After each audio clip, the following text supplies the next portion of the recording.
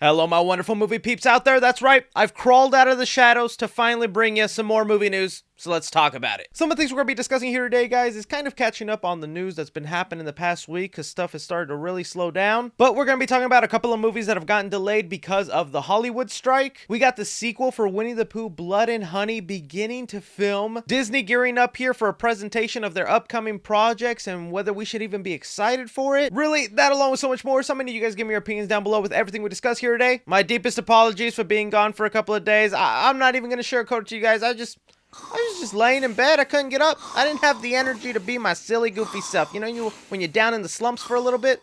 That was me. But now the slumps are gone, and the silly, goofy guy is peeking out.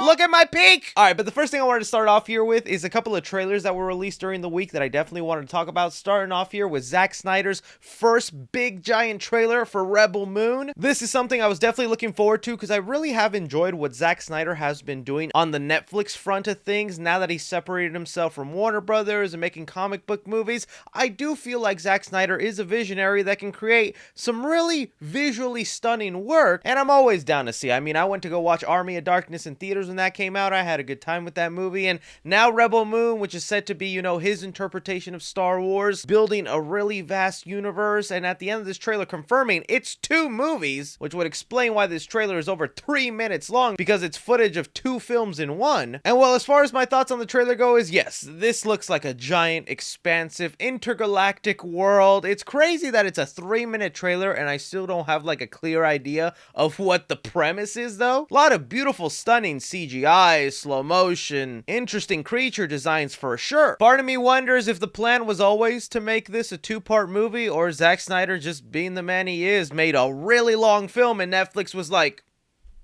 can we make that 2 movies? But overall, I am going to give it a treasure. I'm looking forward to it. I just hate to say the cliche thing when it comes to Zack Snyder. Visually, he's got it down, but story-wise, sometimes it's lacking. And I'm not necessarily going to disagree with that, but here, I feel like he's got something special. Let's hope it works. They even got a video game plan for this universe. Another trailer, or I should say teaser, that released this week for a movie that reminds me of my childhood, Good Burger 2. Oh yes, if you're someone who has still not watched the original Good Burger, make some time in your day, go watch it. It's a comfort little childhood movie for me. I think it should still kind of hold up to this day. But all these years later, the stars have returned, Kenan Thompson and Kel Mitchell, for another Good Burger adventure. And look, this teaser was only about 30 seconds long, and yes, it is goofy, silly, kind of what you would expect for them trying to recreate that 90s humor. But I was excited just to see them return, just to like jump back into this universe. Who knows if it'll at all turn out watchable? I'm hoping it does. To me, it's just kind of great to see these two getting back together and doing something together, because I grew up watching all that, Kenan and Kel, Good Burger. This was a dynamic duo to me, and then over the years they split up. So it's kind of cool to see them return a project. As far as the other details caught in this trailer is, it looks like we are going to be seeing Ed's son, and when looking at the information in the movie, his son is literally just named Ed 2. I can't wait to have a kid and name him Chris 2 or 2C. 4C? I think for now I'll still give it a treasure, but they really haven't shown me enough to like get me super excited. I'm still just excited with the idea that this movie's happening. Let me know what you guys thought about the Good Burger teaser, and if you were someone like me in the 90s or early 2000s that grew up on this movie. Jumping over here, I bet we all forgot about Winnie the Pooh, Blood and Honey, this movie that turned Winnie and Piglet into serial killers. Well, we all thought it was just gonna be like a viral phenomenon that like, oh, it's something we talk about for a week, then forget about. No, people showed up. People went and saw this movie. Enough to where they greenlit a sequel, and believe it or not, today is the first day of filming the second movie. If we go to the Instagram account of the director of the film, they mentioned 4 days ago, bigger and badder, 4 days to go until we start. And well, that is today. They are filming Winnie the Pooh, Blood and Honey, and man, this film is going to look a little bit different than the first film, because they said their budget is going to be 10 times bigger this time around. The first film was made on a budget of about $100,000. This one is going to be made on a budget of $1 million. So you know they're going to be planning some kind of crazy gory kills. Other details that have been released about this movie is that Winnie the Pooh this time around will be rocking a chainsaw. So he's going to feel a lot more like Bubba from the Texas Chainsaw Massacre in here. I feel like that's one of my biggest problems with this Winnie the Pooh movie. I don't have any issue at all with you making Winnie the Pooh a killer. I know that ruined some people's childhoods. I'm up for it, but get more creative with it, man. Don't make it feel like Winnie the Pooh is just Michael Myers, because that's what it felt like in the first movie. He was just a rip-off Michael Myers, a guy in a mask. Yeah, I'm gonna give the second movie a chance, because there's a part of me that just enjoys trashy horror movies just for the fun of it, but I'm expecting about the same level of quality as I did with the first movie. We also can't forget this is like the beginning of a cinematic universe, because they got a Peter Pan horror movie, a Bambi one, and it's all by the same creative team. I feel like they're trying to lead up to an Avengers versus movies of fairy tale characters, and I hate how that kind of sounds exciting to me. Let me know what you guys think about Winnie the Pooh Blood and Honey getting a sequel,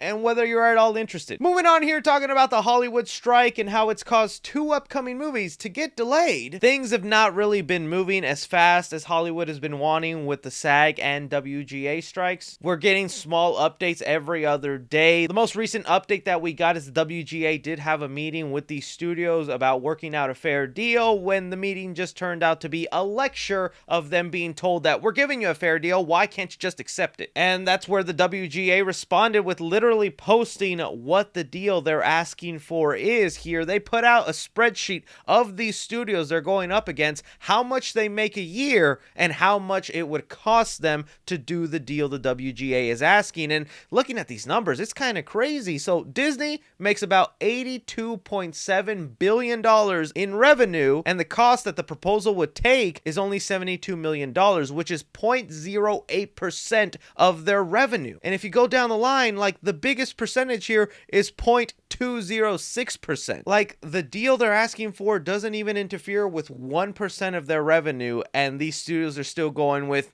there's too much money, these gritty writers and actors. So with things still stalling on that front, it's going to continue ongoing. My fear that this is going to be happening until December. And that's led Warner Brothers to delay 2 movies, starting off here with Dune Part 2, that was originally going to release November 3rd of this year, but now has moved to next year, March 15th, 2024. A couple of interesting domino effects that happened with Dune now moving is, at one point it was being said that the Captain Marvel sequel, The Marvels, was not going to get any IMAX screenings because Dune was taking them all up, which, you know, that kind of makes sense. Dune is a movie that a lot of people want to see in IMAX, but now with the movie being moved to next year, that Captain Marvel movie is going to get a lot of IMAX screens available to itself. The other domino effect here is with that movie moving to March of 2024, it bumped another big movie that was going to be released that same month, and it's Godzilla and Kong. The movie, titled New Empire, was going to be releasing March 14th, but now has been pushed to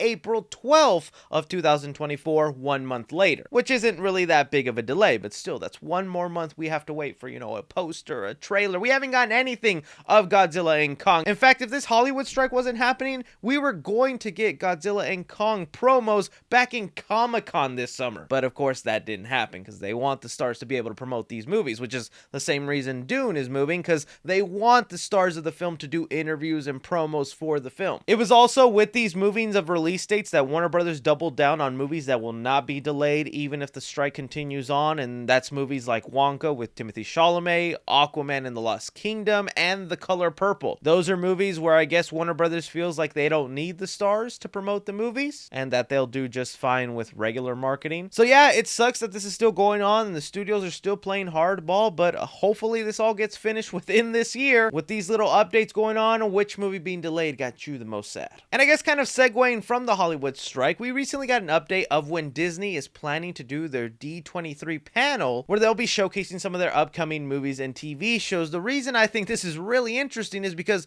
D23 has recently become kind of like a big deal for Disney. Every year they try to bring the stars, they make big announcements. Like, Disney really likes to go out and like flying over tons of celebrities just to walk on the stage for like 10 seconds and move on to the next thing. With the Hollywood strike going on right now, they ain't gonna have any stars on that stage. So right now it's said that the event will happen September 10th on a Sunday. Again, if you look back at the previous D23s and what they did there in showcasing upcoming stuff, they really make that an exciting time, a big deal. I think this year they're just gonna hit play on the PowerPoint, let it run through all the trailers, then move on. It's being said we shouldn't expect any huge announcements though, so like anyone looking forward for like a Fantastic Four casting, any unheard projects that are upcoming, I don't really think so. I think they're just gonna showcase what's meant to be released this year. So like I am looking forward to maybe our first look at the Goosebumps trailer. That's something I'm curious to see what it'll look like, and it's said to be releasing this Spook Your Mama season on Disney Plus. Probably a lot of their live action Disney remakes. We might get our first official look of Disney Snow White. Really, all is to say, it is a sad time for Disney. It is so funny that they like can't see the irony of like, man, we can't really promote or showcase these upcoming movies and make it a big deal without the writers and actors that make it possible. So hopefully it'll be something interesting and we can like dive in and get a little excited, but I think it's gonna be one pathetic presentation. Are there any projects that you think they will be showcasing or talking about at D23 and what you're looking forward to see? But that is all the movie news we currently have going on right now, guys. I want to thank you so much for taking time out of your day to watch me talk some movie news. Don't be forgetting to hit that like button, subscribe if you haven't already, follow me on Twitter at 3C Films or on TikTok at 3C Films. But as always, I'm Chris. Take care.